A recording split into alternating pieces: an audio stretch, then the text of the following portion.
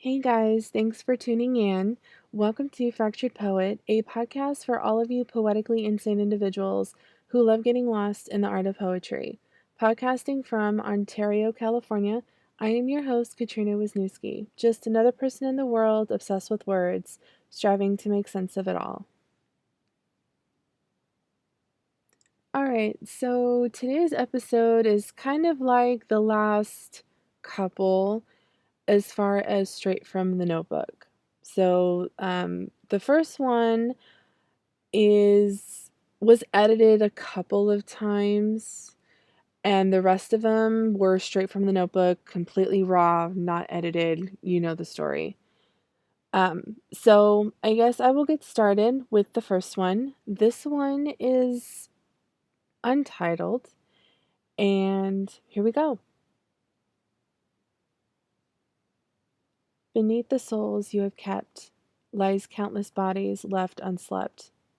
Condemned by confusion, your life is nothing more than an illusion. Surrounded by darkened images, as your body is covered in bruises. This life is not what it seems. Just take a breath. Don't forget to inhale the screams. The shadows that yearn to linger somehow claim that you are a gunslinger. Hiding behind the shameful face, it'll take more than one to replace. For I am trapped inside a self-destructive mind.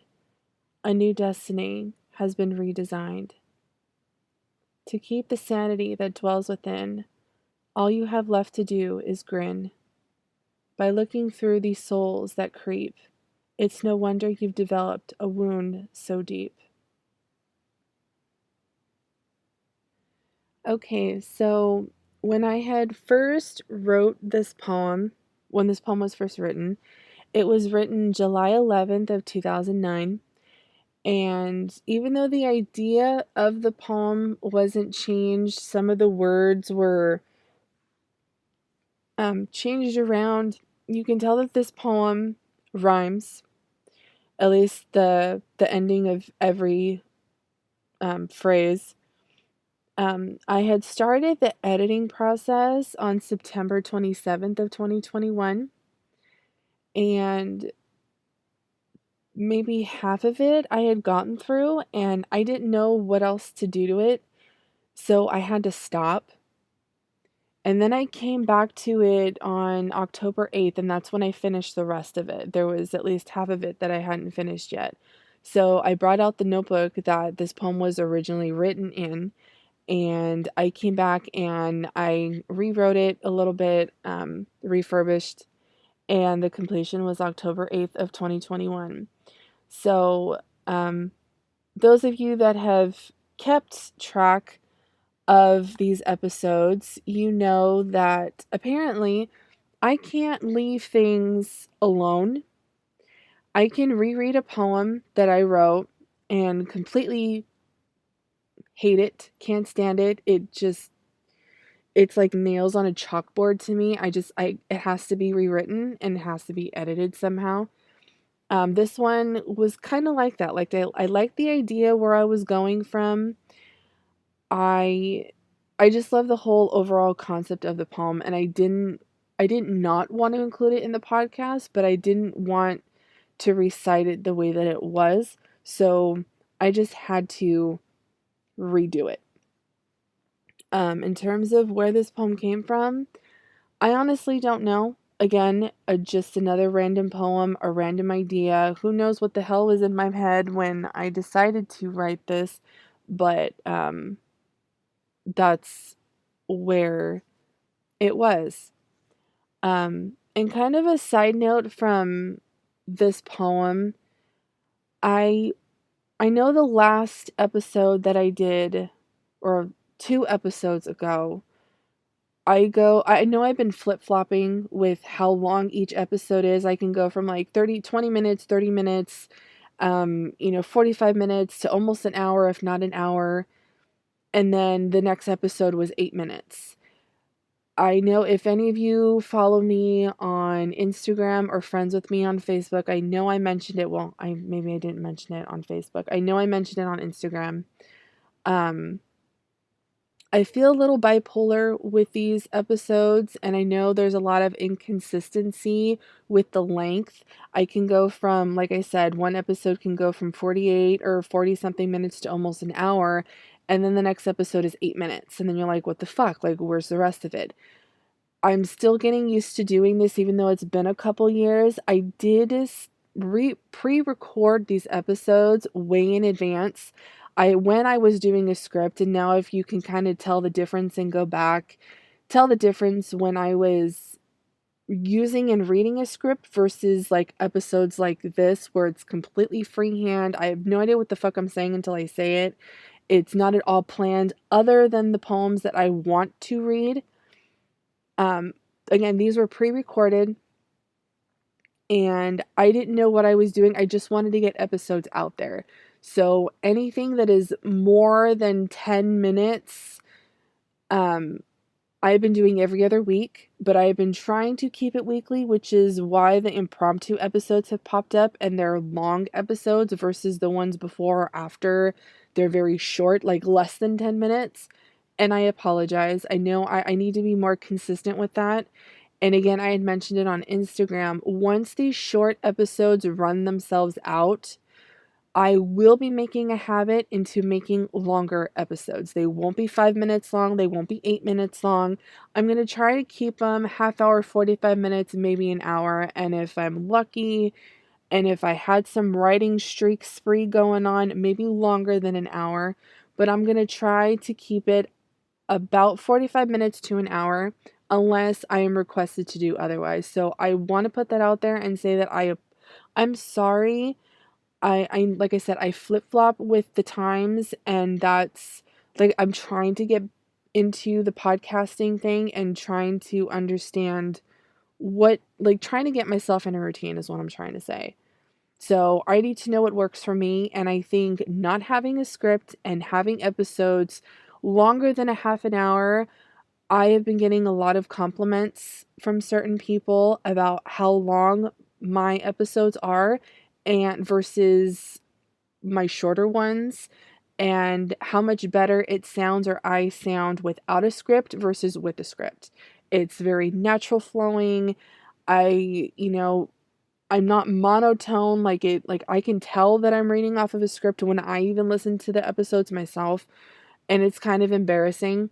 So again, I apologize. I'm going to try, like I said, once the short episodes run themselves out, I will be doing all long episodes, no scripts. So, just putting it out there. I want to say that from the beginning. So, I will go on to the next poem. This one is also not titled. So, here we go.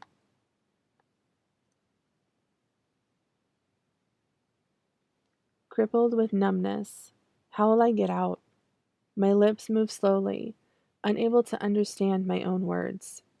Whispering into my ear, his voice is like an evil temptress. Squirming, aching for an escape.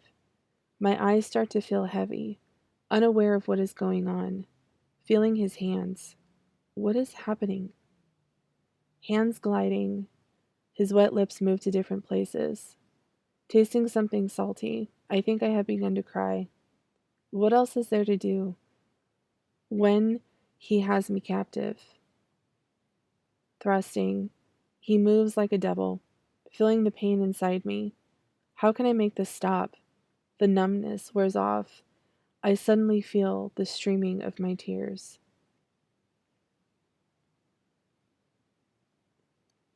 This was a very dark poem, and if any of you couldn't tell what this poem is describing, I I guess it's rape. I had mentioned a few episodes ago that I have a lot of poems, well, enough poems that describe very harsh situations, if you want to call this harsh. I wrote this January 5th of 2015. Do not ask me where I came up with this and why I came up with this. I don't know I might have been watching a movie that dealt with this, and I was just writing about it, describing it in the moment. I apologize to anyone if this was way too graphic. Um, again, I was really hesitant to read this poem. So again, I this has never happened to me. So I am not referring to myself in any way. I know it's a very touchy subject for a lot of people, especially people that have actually experienced it. So again, I apologize if this has brought anything up and if I offended anybody, I'm sorry. Um I trip myself out a lot of times when it comes to poems like this, not necessarily talking about rape, but even suicide or even suicide attempts. Um I don't know where they come from.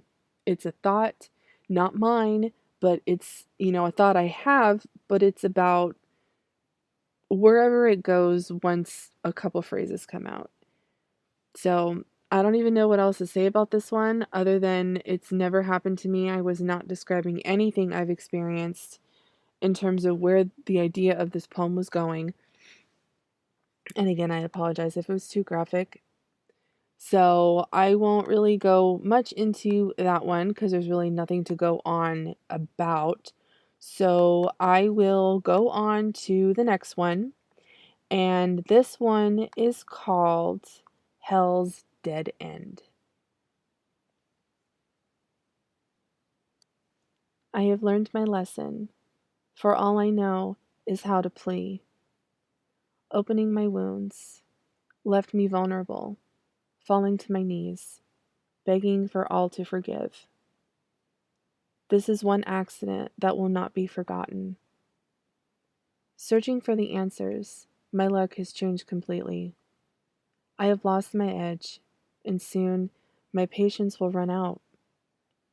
Choosing paths that do not make sense, following all the wrong signs, I have reached my dead end. Going absolutely crazy, having a different perspective on life, being motivated by no one. I am all alone now, turning a dark corner, following nobody but my own 2 feet.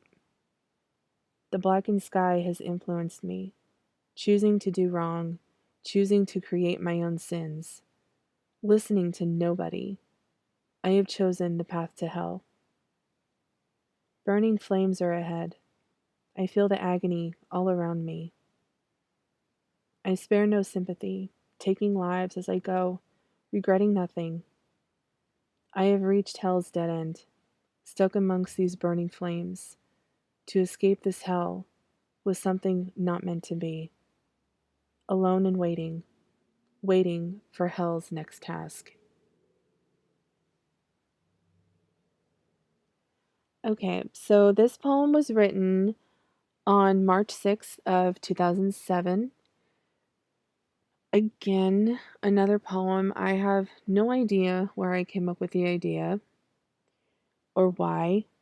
Maybe this has some kind of reflection on me and how I feel about certain things or my life or myself or whatever the fuck I was thinking. Um, Again, I can't really tell you um, where I was going. There was really no purpose, no direction. Like the rest of my poems and the poems that I have written, I don't have any specific direction or any specific topic that I go for per se. Whatever phrase comes out, wherever it ends, it's completely out of my control. It's whatever words roll from the pen or pencil or, whatever my fingers type, it's whatever it is. So, um, I don't really know what else to say about this poem. It kind of explains itself, hence the hell's dead end. Somebody that's reached their version of hell. Um, Obviously, it has a little bit to do with murder, it taking people's lives and not having any remorse or sympathy while doing it. Um, I I don't really know what else to say about that. So I guess I will move on to the next one. And again, apologies for the clicking because I do have all of my poems open in a Word document on my desktop. So I just have to click up and yeah. So again, the another no name poem. This is untitled. So here we go.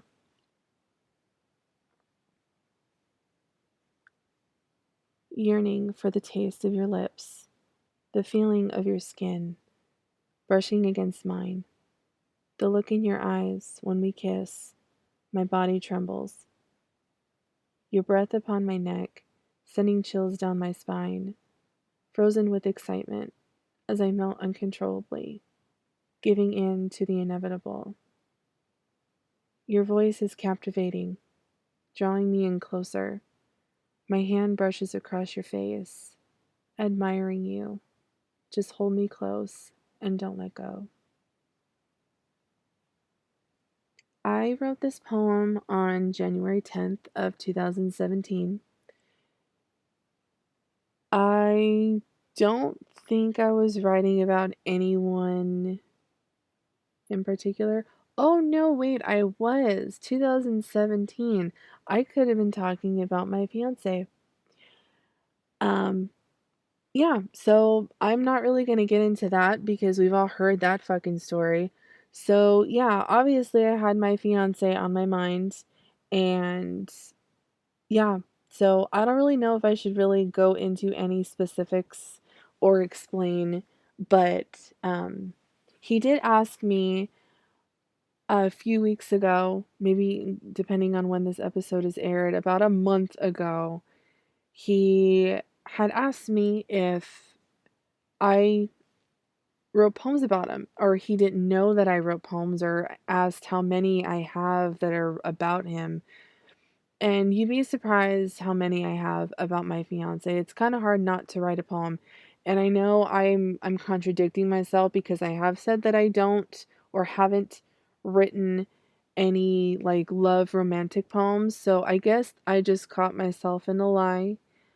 But I when going through my notebooks from the early 2000s, I noticed a difference in my poetry in terms of topic. I did happen to write a lot of small, very short, love like ish poems, and whether they were about somebody I was dating at the time or just a random thought or things that I wish I had in a relationship or wishing I was in a relationship at that time.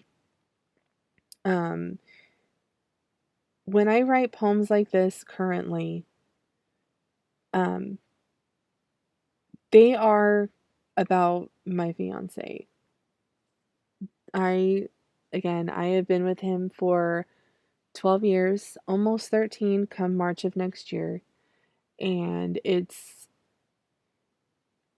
really amazing to write poetry that's true, that's real, that's not a figment of my imagination, pretending I had this, wishing I had this, um, fantasizing about, being next to somebody, cuddling, and, all of that shit. This is real. And when I write poems that relate to my fiance, they are true. They're very real. They're from the heart. Everything that you feel in this poem while listening to it or reading it, I feel every emotion all over again, and it's very real. So, in terms of, the initial topic of the poem, having been with my fiance for 12 years, he has changed my outlook on so many things when it comes to relationships and love. if you want to say in a lot of ways, in that aspect, he has really softened me up. You know, I'm very, as my dad calls me ruthless, I am, I tell it how it is. I can be a bitch, more than a bitch, if there's even a word to describe being more than a bitch. I'm very straightforward. I don't sugarcoat shit. I can be very, very, very, very harsh. But when it comes to him, us, our relationship, our love, he has softened me up quite a bit. And I'm not ashamed of that because I know that I can be very open with him. I can be me. I can be lovey-dovey. I can be, very soft and, cuddly and whatever else comes with it. So writing poems like this, it melts me. I mean, not because I wrote it, but just reading the words itself and forgetting about who wrote it, just reading the words and knowing who it was about, it melts my heart. It makes me fall in love with him all over again and just going back and remembering things and reminiscing from when we first started talking on MySpace to the first day we met to our dates to, officially becoming a couple to when we officially said I love you without saying I love you, all of those things, like it brings all of that stuff back. So I said I wasn't going to get into it, but apparently I did. So I didn't want to leave a poem unexplained, so there's your explanation for this poem. So I won't really get any more into that. I will move on to the next poem. And this one is called Life versus Time. With all the time in between, I have lost me, wasting my time trying to figure out who I am. Took what was left inside and threw it all away. I locked myself out, never trusting myself with things of importance, crushing them, abandoning them, waking up to nothing but lost feelings and a broken heart. Happiness is no longer a part of me. I have no more options. Losing complete control as the tension builds from within. Everyone is so far away. All the time in between, life has lost its course. So I wrote this poem on November 22nd of 2003. Um, when I was looking through my notebooks and there were a couple of poems that I wanted to alter a little bit. I didn't completely rewrite, but I did rearrange things and kind of improve some of the stanzas a little bit, cleaned them up. But this one, even though it was written in 2003, it still has a lot of relevance to my life and to life in general, I think. I think there are a lot of situations, a lot of moments, a lot of events where we lose ourselves. In whatever situation you're in, you tend to lose yourself and you waste time trying to figure it out, as the poem says. You lock yourself out of everything and close yourself off to everybody, and it's really troublesome when you finally snap out of that and realize that you're completely lost, and it causes heartbreak. And when you finally see that and you realize that you were never happy to begin with, you just put on a face and you just roll with the punches and you wake up every day, you go to bed every night doing the same thing. It's it's a routine, and it's a very exhausting routine. And I can honestly say that I am still working through this. The title of the poem, Life versus Time, you can live your life or not put your life on hold, feeling very stuck, but time continues to move without you. Whether you want to move on with life, whether you decide to lock yourself in a closet, get rid of the cell phone, have nothing to do but look at the four walls and whatever's in the closet or wherever you've locked yourself up, it doesn't matter what you do with yourself or to yourself. Time is always going to keep running. I think I have said it before in my life currently. I feel very stuck, and with how things are in the world today, I don't know if I can get any more stuck. I feel like the quicksand has dried and I'm done. Like I'm stuck and I can't get out. You watch movies and, I remember watching certain TV shows and even movies when you're in quicksand, like the more you struggle, the faster you sink. And once, the quicksand dries, if it dries, there's no way out. Like it's not beach sand, it's not, anything simple to get out of. Once you're in it and you can't get out. And I feel a lot like that towards life and towards my life because there are a lot of situations where no matter how far I go or how deep I dig or how many things I try and shut out, I always remain in the same place.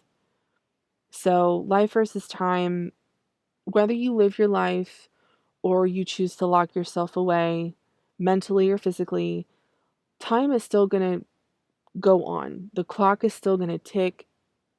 The moon is still going to rise. The sun is still going to come up with or without you.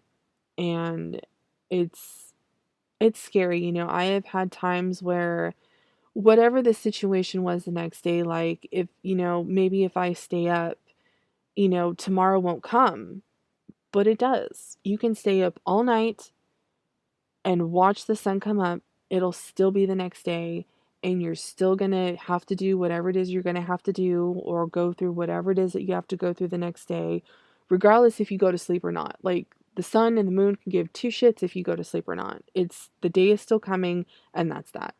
So I don't know if that's what this poem was referring to, but reading it now and being a lot older than what I was then, this poem makes more sense. And it sounds really weird when I say that because writing poems about certain things that I never experienced in that time or feelings I pretended to, know or experience, or they were just poems, reading them now, I totally get it now. I relate to my own poems and I don't even know it until I read it years later. So it's kind of weird, but I I don't know, that was just maybe a self explanation of this poem and I don't know, when I wrote it it could have been just words and I didn't really understand what it meant until now because I feel this way. So, yeah, I'm going to shut up and I'm going to move on to the next one. And this one is called My Child. I can't help but crave you. As the sun sets on the horizon, all I can do is yearn for your blood, allowing you to feel the pain as it caresses your body. There's nowhere to hide. You are now my slave, my worshipping taste. Your body attracts me, the smell of your blood, the bittersweet taste of your flesh as it presses to my lips. I can do wonders. The screams that echo throughout the night, your body must be trembling with agony. I feel the blood rushing through your veins, overcome by a sensation I can no longer control. Your blood runs quickly down your neck, taking in every single drop. Let's not let that blood go to waste.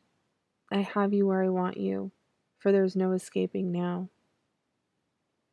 As your life begins to slip through my hands, I know I have done my job. Soon you will be one of us, conquering a world you've never seen before. Your eyes open, reaching out to you. assuring you that it's okay. It's time to be free, my child, I say. Roam the world that others often fear. Feed on the living. Learn the ways of this midnight life. If you couldn't tell, this poem is about vampires or becoming one. So don't ask me where I got the idea of this poem. I could have been watching Queen of the Damned. I could have been watching some other vampire movie. I could have just had vampires on the mind and decided to write a poem about it. This is another one I kind of sort of maybe altered a little bit. I didn't completely rewrite, but I did change the words around because there were bits and pieces that didn't really make sense to me. So I had to switch some words out, add maybe one or two words, or just rearrange the sentence in general. Um, yeah, this poem was a little bit lengthy and very self explanatory and kind of sort of graphic, maybe, sort of. If your imagination goes wild when you listen to it. Um, yeah, I I don't want to say that I have an obsession with vampires because I really don't. The the one movie that I can remember off the top of my head is Queen of the Damned, and that is one movie that the first time that I watched it, I loved it. And naturally, the one thing that really drew me to that movie was the music. The soundtrack to that movie is fucking awesome. So there's a bonus, but um, I don't know, just something about vampires, and maybe it's the movies that I've watched, the books that I have read that deal with stuff like that, and no, not Twilight. Um,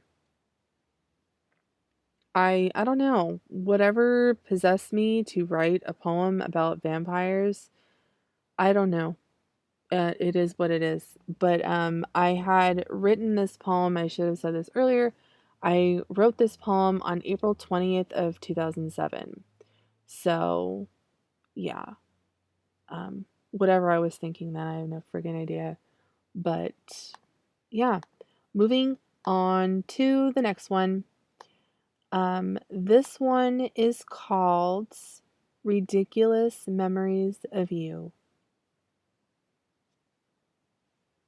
I have waited long enough. Time is running out. My love for you has diminished. What will it take for you to see? Can't seem to get over you, for I am under your spell.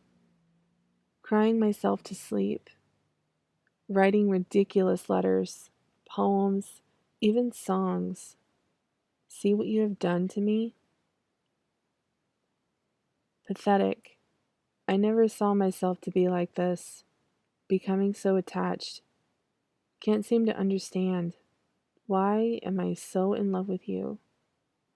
We were never good together. Always fought, never got along. So why these thoughts?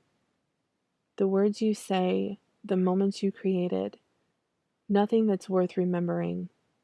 So why do I remember? Why can't I get you out of my head? All of these memories, the constant thoughts, just go away. If there was one thing I loved about you, it was your eyes. Staring into them for hours, getting lost in those colors, losing all control. My feelings for you are two-sided, hating the way I feel, and now I cannot stand the thought of you. We were never meant to be. We were a wrong fit from the start. So frustrating, irritating to the touch. These ridiculous memories of you. To feel that animosity. Damn. Um, yeah, this was basically a hate poem about an ex, apparently. I wrote this poem back in January of 2007. Um, whether or not it was about anybody that I had dated, I honestly don't know. Like I said, I can't really, going back that far, I honestly don't remember. Um, but I can't say that I don't relate. But poems like these are also very forthcoming. I have a lot of these poems, whether it's from personal experience or whether it's just a random poem. I don't know. But I had seen this one.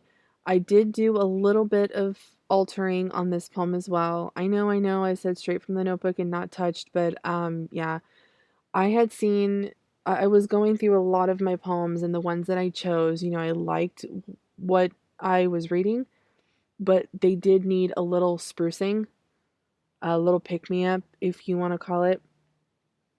So I did some touching up. Not too much. I didn't do complete plastic surgery on this one, but I did adjusting and a little edit here and there. So, yeah, if you can't feel this animosity, I mean, I can't say that I haven't experienced these feelings and I haven't felt this way because I have. Um, my dating days and whatever, I have felt this way, and sometimes you can't help who you fall for in the moment. And years later, when you look back, it's like, what the fuck was I doing? Like, what was I thinking? And it's so to read this poem, it kind of triggers those thoughts a little bit. Certain things that went on in my life and people that rushed into my life just as quickly as they disappeared. Um, or reverse that. Um, yeah, so I don't really know what else to say about this one other than what I've just said, and the poem is pretty self explanatory. So, going on to the next one.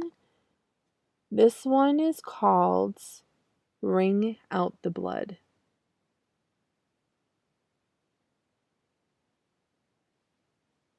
On the floor where you sit lies a puddle of blood. In your hands, you hold a towel soaked in someone else's vital fluids. A tragedy fulfilled. Wring out the blood you hold in your hands. Dispose the towel. Destroy the evidence, for you have committed a murder. Close your eyes. Breathe in this moment. Let the sight of blood become trapped within your thoughts. The shadows amongst you have fallen beneath as your imagination takes the role, twisting it around and making it true. Wring out the blood that is before you. So yeah, there's another graphic one. Um, Apparently this one is about murder, and I noticed that there is a lot of poems with blood in it. And as I said, I do have a lot of these poems that I have not exposed yet. And a lot of these poems, they probably do need to be rewritten, and I will try my best to not touch them if I choose to read them on this podcast. But I wrote this poem on January 9th of 2004. Um, please don't ask me where my mind was when I wrote this or when or why I had this idea, because I don't know. Again, all of my poems are at random unless I do have a thought in mind that I write about. Um, where I don't even know. This poem is self-explanatory. It's graphic in a lot of ways, or at least if you have an imagination and you can see shit from listening to it or reading it and picture your own mental pictures, then it's about as graphic as you want it to be. So I really don't know where this poem came from. Again, I don't recall the thoughts that I had. Again, this could just be there was a phrase that popped up, and it could have started with on the floor where you sit, and it just went from there. I could have had that phrase on a piece of paper or on my phone or wherever I had it at the time, and I leave it there for a couple days, come back to it, and that's what the rest of it sounded like. So I cannot explain myself in a lot of situations when it comes to poetry writing because I can't explain it. It's very weird, it's very random and very out there. So I'm gonna leave it at that. Um, and go on to the next one. This one does not have a title, unfortunately. So here we go.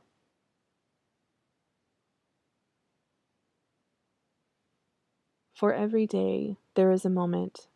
For every moment there is a burden. A paraphrased memory to one's only distraction. A continuous flow amongst mankind. One's reality that seems not to fret. Paranoia is life's only fear. Constant bickers and everyday routines. Contemplating life's purpose to society. A mourning to the eye of the beholder.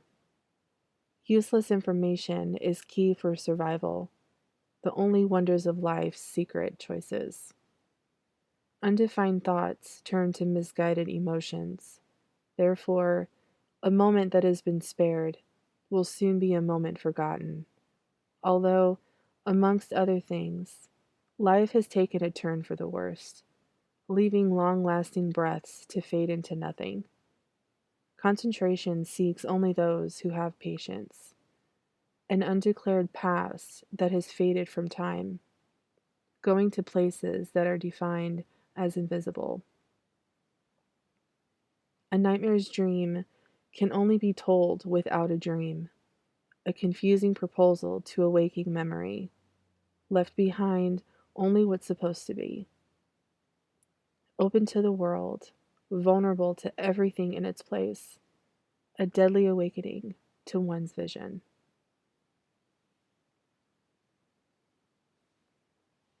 Wow. I have to say, I really love this poem. When I stumbled on this poem again going through my notebooks, I might have done some small edits on this one, but reading it, I love the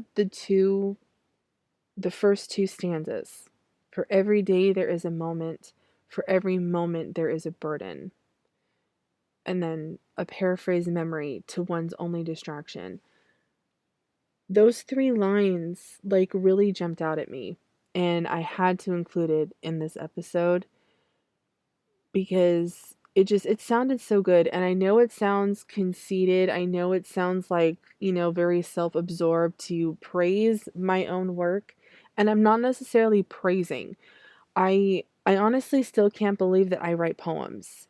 And it's one thing when people tell you that your poems are good and you just hope it's not a biased opinion and people are just, trying to make you feel better, or there's actually sincerity in it. But when I read my own poems, this was written September 3rd of 2004.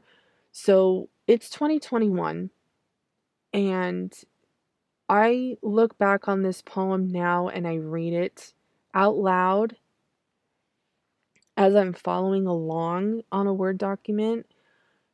I am I am floored a lot of times when I have experiences like this where I reread a poem and it's like, damn, like I wrote that. Like that sounds really good. Like I know maybe to you, the listener, it's not all that great, but being the writer and rereading things, and for the time that it was written, like again, like I said, from what, a poem or two ago, it didn't make sense to me when I wrote it and I was just writing shit.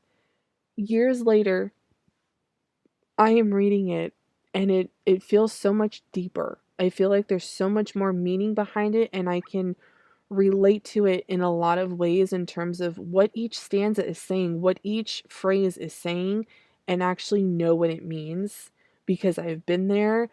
I have experienced enough life to know what these things mean.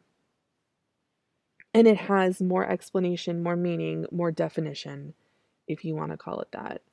But I saw this poem and I had to include it. And reading it again, it sounds pretty fucking good if I don't say so myself. And that, I mean, that's just my opinion. But and I'm the writer, so I can't really say much else about that.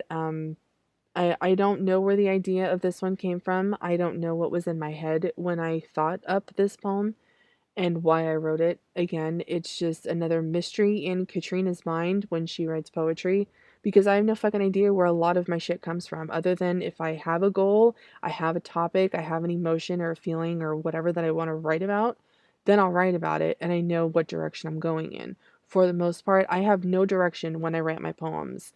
If there's a word or a topic, I go with it, and wherever it goes, it's wherever it goes. So, this one probably was one of those. So, um, I am going to move on to the next one. And unfortunately, it's the last poem of the episode. And this one is called A Faded Memory. The silent air brushes through the trees as the sun sets in the distance. This constant feeling of lost love. She longs for that special someone. The summer heat upon her skin, she is suddenly led astray as a mysterious figure maneuvers around her. How does she bear? She has a fear of losing love. To comprehend it all, she is bound by the unknown, something she can no longer avoid. Nightfall has come, and she loses her place, struggling to find her way. She is no longer, fading into a memory. The summer breeze rushes through. The humidity depresses her, crying, mourning. She has fallen apart.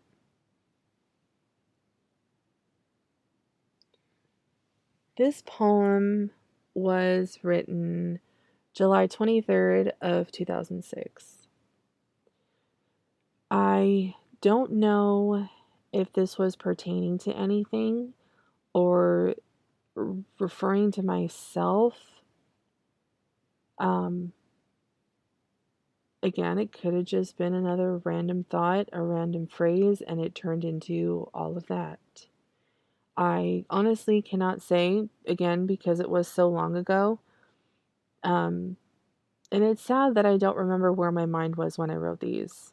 Unless it was a significant event or a feeling or whatever, or I had it a side note written on the side of wherever I wrote this poem and what or who it was about, to which I didn't. Um, I don't even know where my mind was when I wrote this. It could have just been a random poem.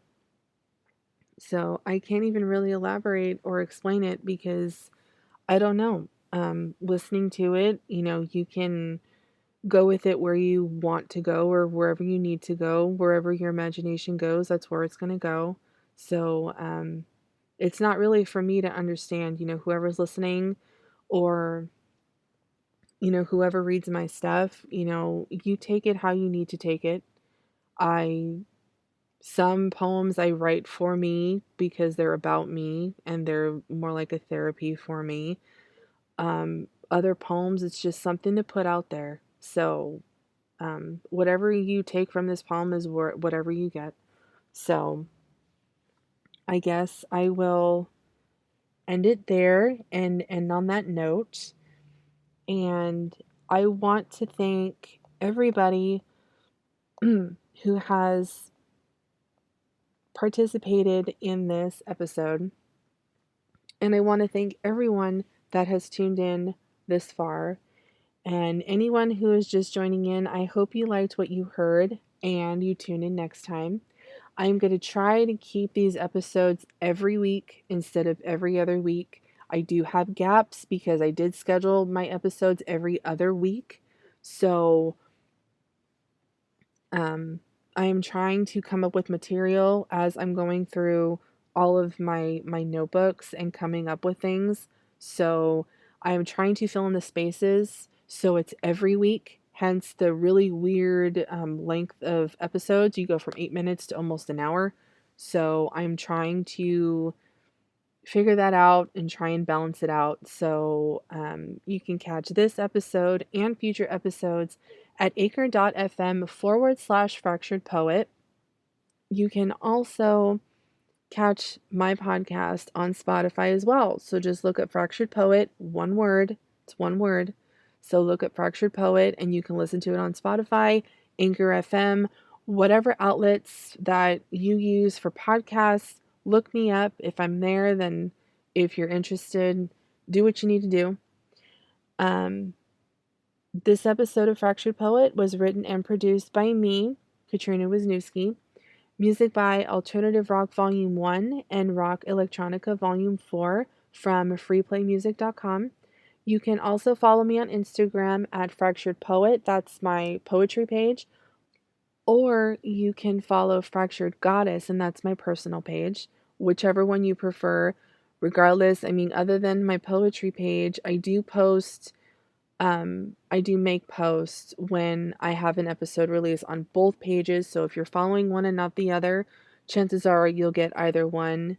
But yeah, so as always, thanks for listening, guys. And I cannot thank everyone enough for listening to my podcast. And I hope you really enjoy it.